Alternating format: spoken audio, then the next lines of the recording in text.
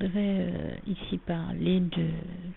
de quelque chose que l'on voit souvent se faire ici aux Antilles. Les gens s'aiment mais ne se disent pas franchement qu'ils s'aiment,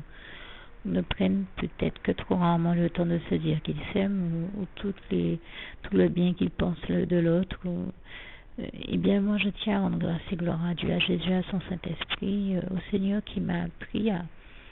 faire chaque fois que j'en ai la possibilité, à me saisir de chaque occasion de faire un compliment ou de dire aux autres que je les aime, tout le bien que je pense d'eux, et à ne surtout pas se laisser aller à... Et quand je parle de ça, quand je parle de compliments, pour être clair, je ne parle pas ici de flatterie, mais de compliments sincères. Et je crois qu'il ne faut pas rater une occasion de se dire les choses, parce que le Seigneur Jésus m'a montré comment nous sommes dans un monde où la critique est facile, où beaucoup sont dans un fonctionnement et un comportement où ils sont insatiables, ils en demandent toujours plus, rien ne les satisfait jamais. Même quand on leur donne ou qu'on leur sert les meilleures choses sur un plateau, ils sont toujours pas contents. Donc, eh bien, nous, chaque fois que nous sommes contents de quelque chose, que nous reconnaissons avant tout la beauté, la grandeur, les merveilles de tout ce que Dieu fait et accomplit, mais nous devons de le remercier, de l'en remercier et d'en témoigner, de lui rendre grâce et gloire, mais aussi donc de lui dire toute notre gratitude et notre amour, mais aussi de le faire pour ceux qui nous entourent et de les féliciter eux aussi de tout ce qu'ils font de bon, de bien, de beau, et reconnaître non seulement de les féliciter, de les complimenter et reconnaître la valeur soit de leur travail ou de leurs actions ou autres.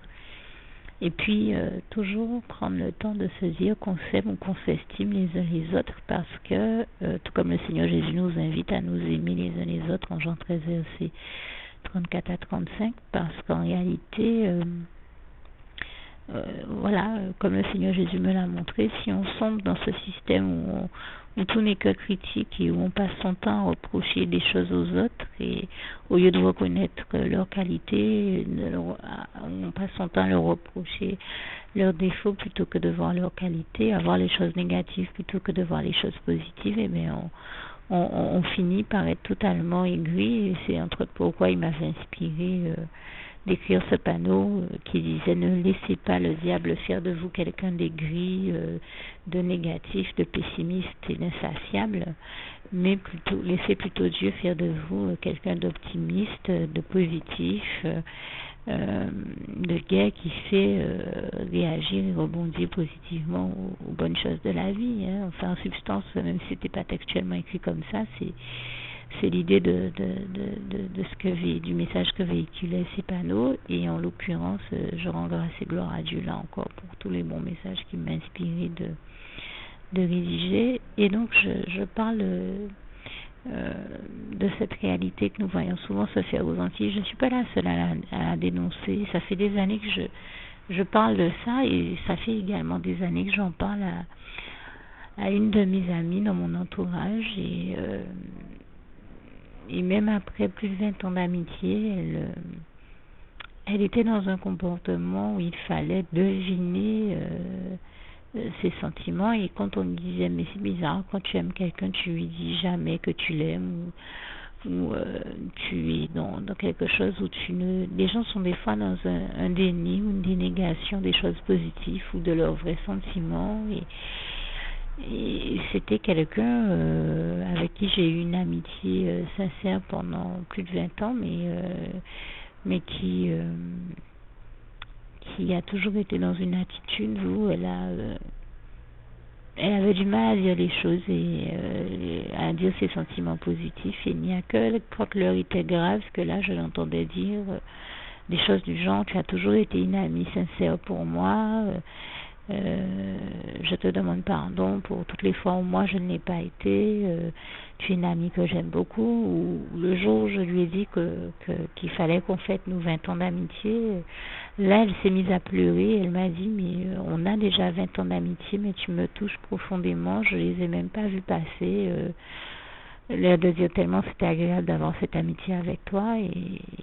Et là, je me suis rendu compte quand j'ai vu qu'elle pleurait que j'avais réellement touché, et que c'était quelqu'un qui m'avait sincèrement aimé. Mais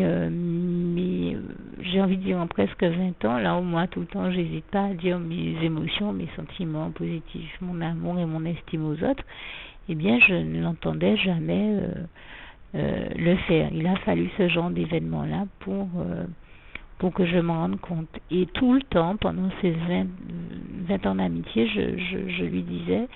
tu sais, tu devrais prendre le temps, pas nécessairement pour moi, de manière générale, pas qu'avec moi, c'est valable pour tout le monde, de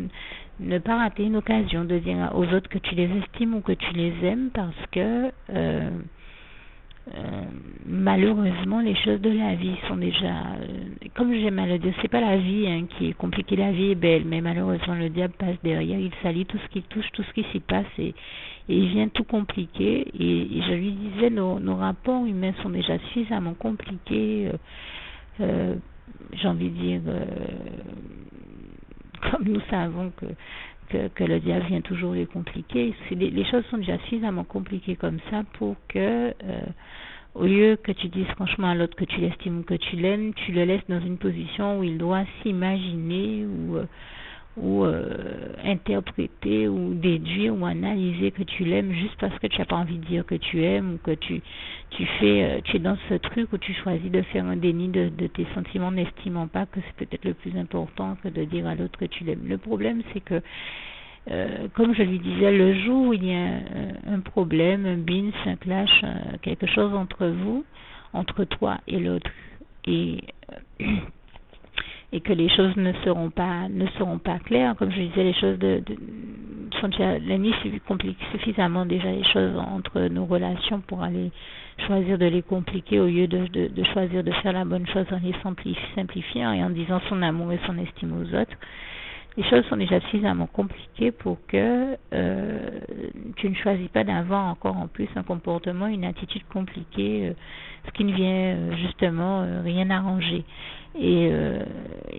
j'ai eu beau lui dire ça pendant plusieurs années. Bon, je pense qu'elle m'écoutait, mais en tout cas, c'est pas quelque chose que je l'ai vu changer dans son comportement. Et je lui disais, mais le jour où l'ennemi viendra provoquer une situation compliquée entre nous, ou pas nécessairement entre nous, mais dans tes relations avec d'autres personnes, comment tu fais? Si à la base déjà, sans qu'il y ait de problème, tu es dans un comportement problématique, à quel moment les choses iront mieux? Alors qu'il est si simple de se dire qu'on s'aime. Alors bien entendu, j'accepte très largement l'idée que chacun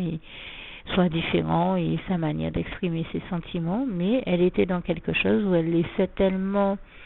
à l'autre de devoir imaginer qu'il est aimé par lui, que le jour où voilà, l'ennemi a réellement provoqué un clash entre nous, comme je lui disais, eh bien, avant de réussir à savoir, à démêler le vrai du faux, qu'est-ce qui est vrai, qu'est-ce qui est faux, et qu'est-ce qui dans son comportement est de l'ordre de l'amour et sincère, et avant de réussir à comprendre ce qu'il y a lieu de comprendre, eh bien, on ne peut pas, parce qu'on ne sait pas, comme elle a toujours joué ce jeu, on ne sait pas ce qui est vrai ou pas, on a du mal à faire la part des choses et à démêler le vrai du faux, à cause de ce type de comportement-là, qui sont des comportements dont beaucoup de personnes se plaignent, puisque il suffit qu'il y ait un décès pour qu'on entende les gens dire « Ah, mais cette personne-là, je l'aimais, c'était mon ami, c'était ci, c'était ça. » Et beaucoup, dans ces cas-là, disent « Mais pourquoi de son vivant, tu ne lui as jamais dit ces choses-là ? Pourquoi de son vivant, tu ne lui as jamais dit que tu l'aimais, que tu l'estimais ?» C'est toujours quand il est trop tard que les gens viennent dire des choses, alors que... Mais profitons, et c'est là le sens de ce que je dis ici, des moments de joie. N'attendons pas chaque fois que le pire arrive pour dire aux autres qu'on les aime sincèrement ou qu'on les estime sincèrement. Et ne laissons pas de place au flou et à l'ambiguïté dans nos relations, dans nos sentiments, dans notre manière de les dire, parce que l'ennemi qui se charge déjà de chaque fois tout venir compliqué dans nos relations, de provoquer des clashs, de fâcher les personnes qui s'aiment des fois le plus et depuis bien longtemps, et qui s'aime sincèrement se charge déjà suffisamment de semer la pagaille pour qu'on l'y aide encore, c'est ce que je veux dire. Il est vraiment hors de question que par notre comportement ou nos comportements, nous l'y aidions. Je crois que le plus positif à faire, comme j'ai l'habitude de le dire, c'est de suivre vraiment cet enseignement très important, le plus important que le Seigneur Jésus nous donne quand il nous dit de nous aimer les uns les autres, ce qui implique, comme j'aime à le dire, de nous estimer les uns les autres, de nous entraider les uns les autres, de nous soutenir les uns les autres, de faire preuve de compréhension et de compassion les uns avec les autres. Et c'est vraiment ce à quoi je vous invite de la part du Seigneur Jésus et au nom puissant du Seigneur Jésus. Que Dieu vous garde et vous bénisse tous. À bientôt. Juste une petite précision pour tous ceux qui ne sont pas encore, qui n'ont pas encore choisi la meilleure des options qui soit, qui est celle d'aller se placer, de faire le choix à soi-même, d'aller se placer dans les bras d'amour de Jésus-Christ. Pour se mettre à l'abri de ce monde cruel, eh bien, je partage avec vous la prière par le biais de laquelle on y accède. Et commence par vous rappeler également ce passage de Jean 14, verset 6, où il est écrit que Jésus-Christ est le chemin, la vérité et la vie. Nul ne vient au Père, Dieu, sans passer par le Fils Jésus-Christ, bien sûr. Je le dis à ma manière, vous regarderez comme il est actuellement écrit dans vos Bibles, là encore. Et donc, n'hésitez pas à ouvrir vos cœurs à Dieu, à Jésus, à son Saint-Esprit, à être sincère avec lui et à lui adresser la prière qui suit, à lui dire tout simplement, Éternel mon Dieu, Seigneur Jésus-Christ, moi, un tel, vous dites votre nom et votre prénom, je t'accepte aujourd'hui comme mon sauveur personnel, le seul maître et roi de ma vie. Je remets toute ma vie entre tes mains puisqu'elle t'appartient, Éternel mon Dieu, puisque tu l'as créée, cette vie. Donc tu en es donc le seul maître et propriétaire comme de tout ce qui existe dans tout l'univers. Je remets donc toute ma vie entre tes mains, je te la donne. Merci, Éternel mon Dieu, aussi de permettre que cette vie que tu m'as donnée continue à être à ta gloire et que je continue à te servir, à t'appartenir pour l'éternité, d'éternité en éternité. Merci aussi, Seigneur, de faire que je continue donc à te servir et à t'appartenir pour l'éternité, d'éternité en éternité. Et aussi, Seigneur, de m'accorder la grâce de ton pardon et de ta miséricorde pour tous les péchés que j'ai commis tout au long de ma vie, jusqu'à la date d'aujourd'hui incluse. Et c'est au nom puissant du Seigneur Jésus-Christ que j'ai fait cette prière. Et à vous tous qui avez fait cette prière, je vous dis que Dieu vous bénisse abondamment, puissamment, richement. Et surtout, n'hésitez pas à la partager avec tous vos proches et contacts, amis, membres de vos familles, collègues, bien-aimés, tous ceux que vous aimez, et surtout tous ceux à qui Dieu vous mettra à cœur, avec qui Dieu vous mettra à cœur de la partager. Et comme j'aime à le dire, si vous n'avez pas encore pris le temps de faire cette prière, comprenez bien que voilà, ça ne vous coûte rien de la faire, c'est gratuit, c'est indolore, et que voilà, vous n'êtes pas obligé de me croire, mais moi il m'est arrivé tout comme vous de devoir faire cette prière un jour dans ma vie, et quand on m'a proposé de la faire, je me suis dit, et si c'était vrai, et si c'était vraiment Dieu qui, par ce biais-là, m'appelait à lui et me demandait de lui donner ma vie, de l'accepter, c'était Jésus qui était en train de vraiment me tendre la main et qui était en train de me demander de l'accepter comme mon sauveur personnel, je ne pourrais pas passer à côté de l'occasion de lui dire oui, parce qu'il faut aussi que je reste ouvert ou ouverte à ce que Dieu peut avoir à me dire. Il faut que je garde mon cœur et mon intellect ouvert à ce que Dieu peut avoir à me dire. Donc je me suis dit, je ne peux pas courir le risque de passer à côté de mon éternité, de passer à côté des meilleures choses de la vie, surtout si le maître et créateur de la vie m'appelle et cherche à me sauver. Pour être sauvé, il faut bien que je lui dise oui, que je souhaite qu'il me sauve. Oui, Seigneur Jésus-Christ, je t'accepte comme mon sauveur personnel. Et c'est le sens de cette prière. Et comme je dis, elle ne nous coûte rien à faire. Et puis surtout, moi je vous dis, du jour où je l'ai faite, j'ai vu Jésus changer ma vie en mieux sur tous les plans. Et donc je crois que ça ne vous coûtera rien, ça ne vous coûte rien vous non plus de la faire et puis d'expérimenter, de regarder comment les choses vont se dérouler dans votre vie, de regarder Jésus changer votre vie en mieux, à vous aussi. Et voilà, d'en faire l'expérience. Et pour en faire l'expérience, il faut commencer par en faire cette prière. Donc si vous ne l'avez pas encore dite, réembobinez tout simplement cette vidéo ou ce document si vous préférez.